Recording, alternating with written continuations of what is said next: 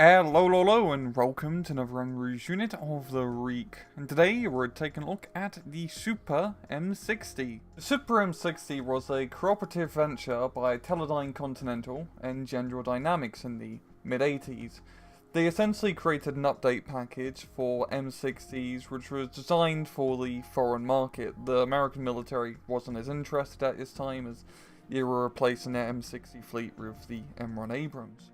The Super M60, as we know it now, essentially had an upgraded engine producing 1200 horsepower, the changing of a torsion bar suspension to a hydrophobic suspension system, as well as carbon applique armor applied onto the tank.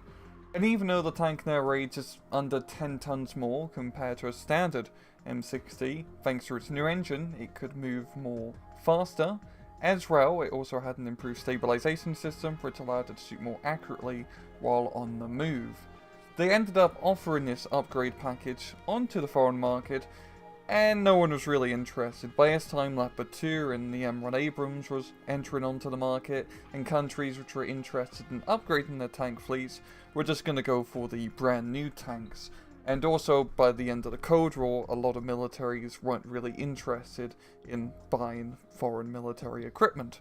Funnily enough, the Magak 7 is kind of a Super M60. You're in a different upgrade package. It still follows the similar upgrades of an improved engine, stabilization system, applique armor, etc. In-game, the Super M60 is a 60-point tank available to the US of A.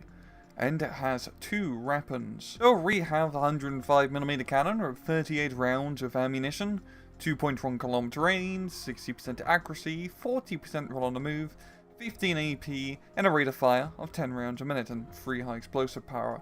It's a pretty decent cannon, definitely a decent amount of armor penetration fire support, good rate of fire, good accuracy, it's just a good cannon overall.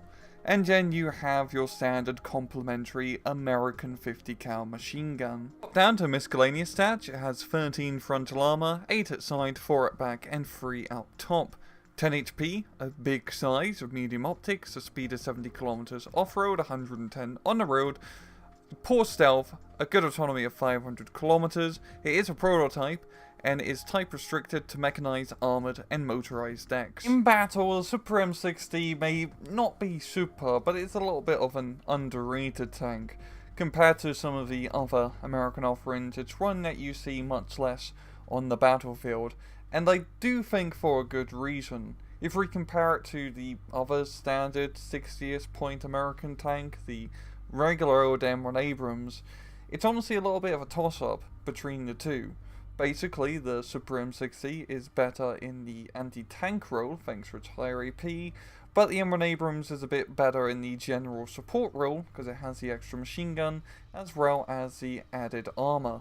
And really, for that 60th point price range for tanks, you're not so much buying them to blow up other tanks exclusively. They're more general fire support to power up lightly armoured vehicles and frankly anything which isn't a tank, and the M1 Abrams fills in that role quite well thanks to the machine gun and the armour. I will say the Super M60 in my opinion is better than the M60A1 era. Even though the era has improved range, it's a little bit slower and doesn't have that little bit of extra armour. Really, the Super M60 shines in an American motorized tank if you're crazy enough to play it, as it's pretty much the best, heaviest tank which you can get for that deck type. So that's really the main use case of the Super M60. Overall, the Super M60 isn't a terrible tank. It's a side grade compared to the regular M1 Abrams. It's an interesting tank thanks to its history. I mean, only one existed in real life, but well, the American military and wargame ends at least bring out 13 of them. So good for them, I guess. And it's just I don't know, I think it's a cool looking tank. It just looks very generic. It's just a tanky tank. Yeah, it's not so super, it's more mediocre.